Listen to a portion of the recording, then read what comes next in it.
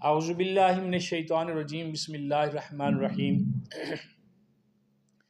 صلی اللہ علی نبی الامی وآلہ صلی اللہ علیہ وسلم صلاۃ و سلاما علیک یا رسول اللہ قلت حیلتی انت وسیلتی ادرکنی یا سیدی یا رسول اللہ صلی اللہ علیہ وآلہ وسلم۔ درود استغاثہ میں نے پڑھا، آپ نے سنا۔ اللہ تعالی ہمیں پڑھنے سننے کی توفیق دے اور اس کی فیوز و برکات سے ہمیں نوازے۔ آپ دیکھ رہے ہیں میرا یوٹیوب چینل اور میں ہوں آپ کا میزبان ملک شکیل احمد آوان۔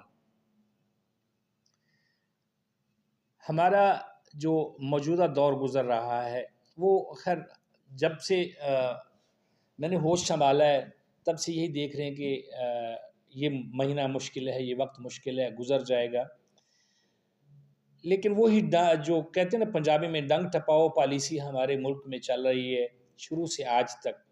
کوئی جو ہے خاطر خواہ چیزیں سامنے نہیں آتی ہیں۔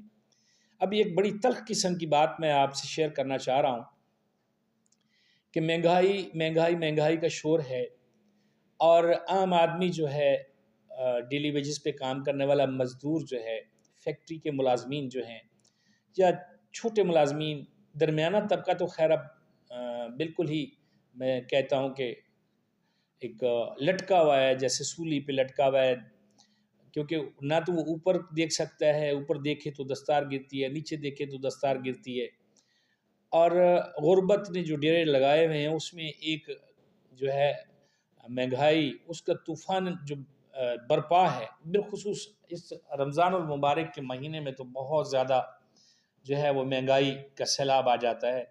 اس میں ہمارا جو ان پڑھ طبقہ ہے یا جو ہمارے لوگ ہیں، اکثر میں نے دیکھا ہے کہ خواتین و حضرات جو ہیں وہ ریڑھی ٹھیلے والے کے ساتھ بحث کر رہے ہوتے ہیں، ان کا کوئی قصور نہیں ہے اس مہنگائی میں۔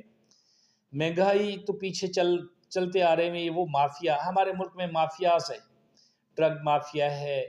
ڈرگ یہ نہ سمجھیے گا کہ میں ان کی بات کر رہا ہوں جو منشیات کو ہم کہتے ہیں، نہیں، جو ہمارے جو میڈیسنز ہیں وہ جو ڈرگ ہوتی ہیں، ڈرگز ایک مافیا ہے۔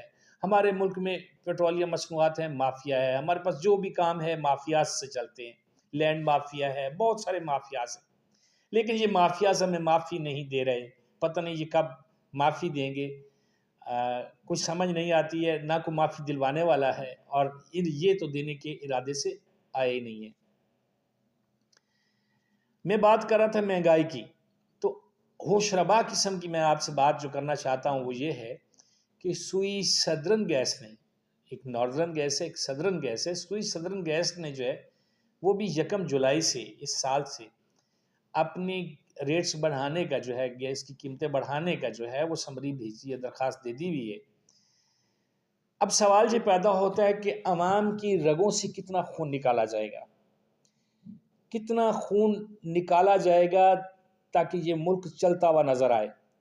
معیشت کو ٹھیک کرنے کے کیا اور کوئی طریقہ نہیں ہے کہ عوام پہ بار بار بم گرائے جائیں، کبھی پیٹرول کا بم گر رہا ہے، کبھی گیس کا ہے، کبھی بجلی کا ہے۔ اس حالت زار میں ہماری جو موجودہ اسمبلیاں ہیں، جو ہماری موجودہ حکومت ہے، اور جو اقتدار کے ایوانوں میں بیٹھے ہوئے ہمارے معتبر شخصیات ہیں، ان کا اس طرف کوئی توجہ نہیں ہے۔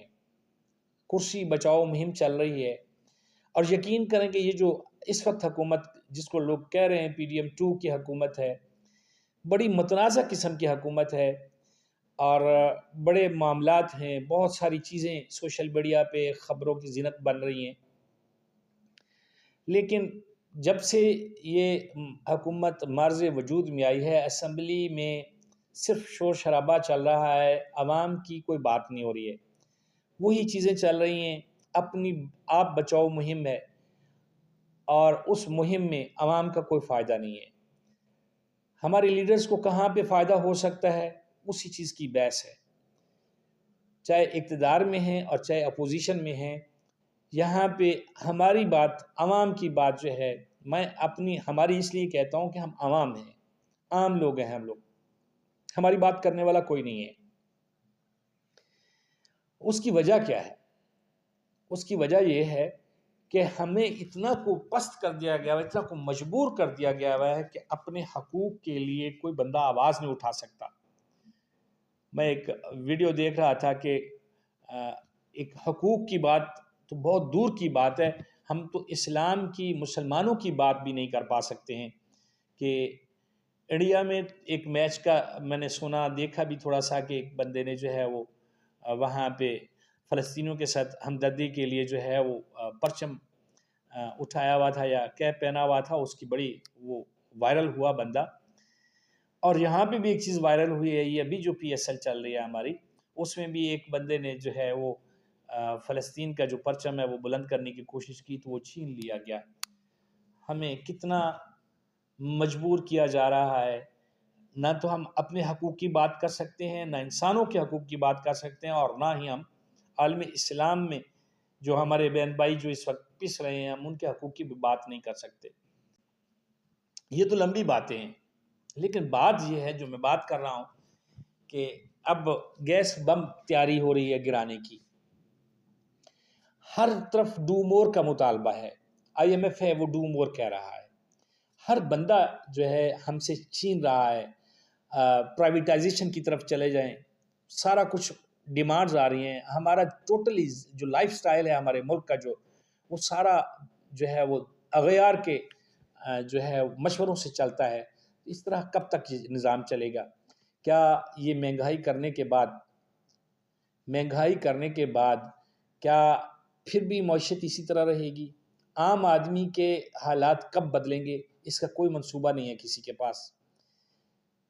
ہونا تو یہ چاہیے کہ ایسے منصوبے لائے جائیں جس سے عام انسانوں کو، عام پاکستانیوں کو، گلی محلے میں رہنے والے لوگوں کو، میں سوسائٹیز کی بات نہیں کر رہا، میں ان جو ہے بڑے بڑے جو پوش ایریاز ہیں ان کے لوگوں کی بات نہیں کر رہا ہوں، ان کے اور عام آدمی کے مسائل میں بڑا فرق ہے، وسائل میں بڑا فرق ہے.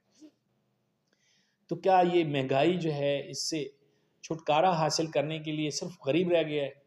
امیر آدمی کو اس سے کوئی تکلیف نہیں پہنچتی ہے. اس لیے میں چھوٹی سی مثال دیتا ہوں. جب ایک چیز کپڑا ہے، مثال دیتا ہوں، کپڑا ہے، جوتا ہے، جو عام روزمرہ کی ہماری ضروریات ہیں.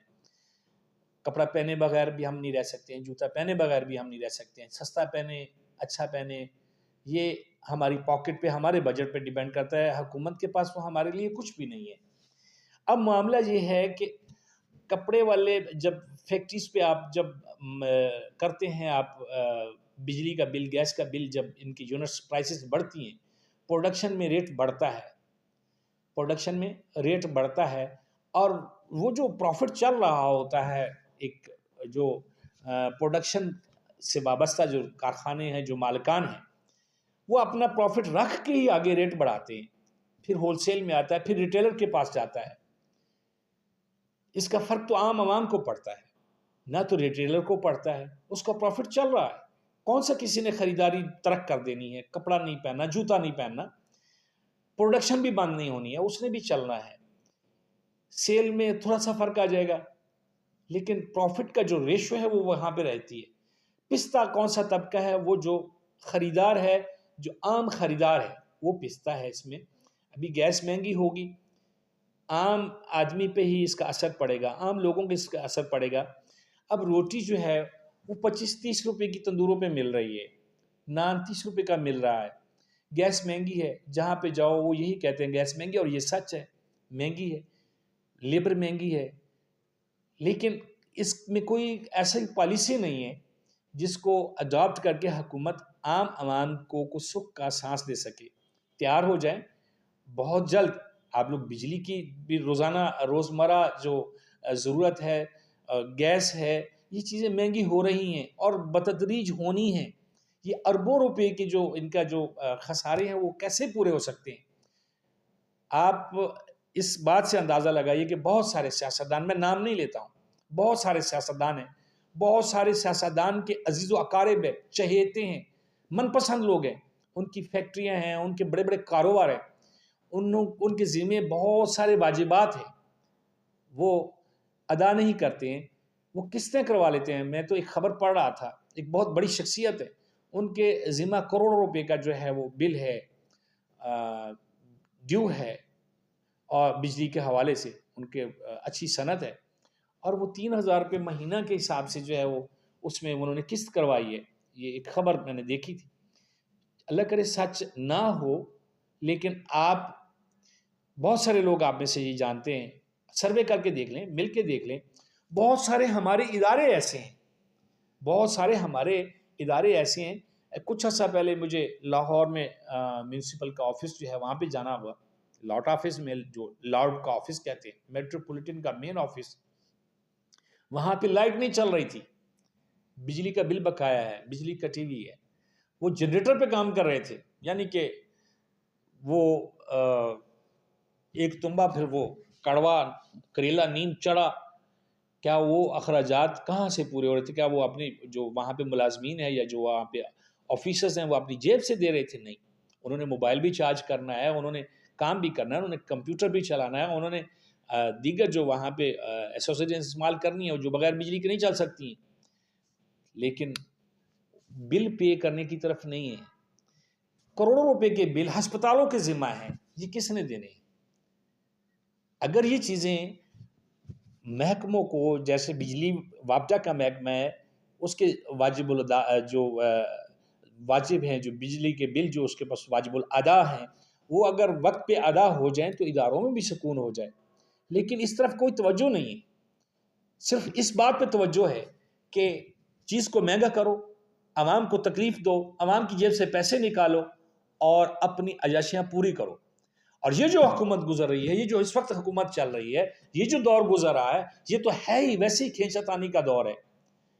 صدر پیپلز پارٹی کا ہے، وزیر اعظم نون لیگ کا ہے، ایک کھچڑی سی پکی ہوئی ہے، ہر بندہ اپنے مفادات پہ جو ہے وہ بیٹھا ہوا ہے.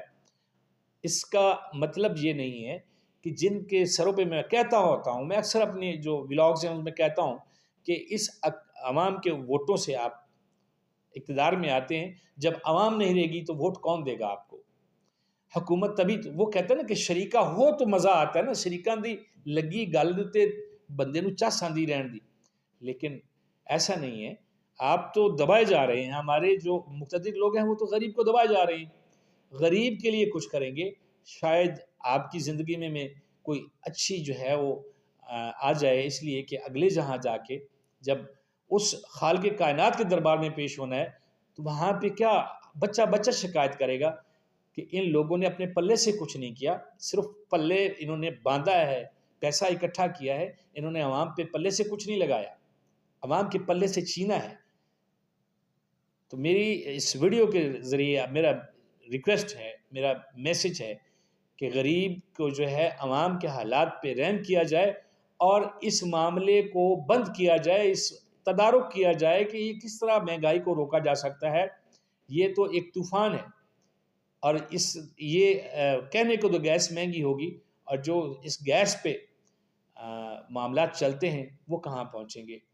امید ہے کہ آپ میری آواز بنیں گے، میری ویڈیوز کو لائک کریں گے، شیئر کریں گے، تاکہ ہمارا میسج کسی کے کان تک پہنچ جائے. بہت شکریہ.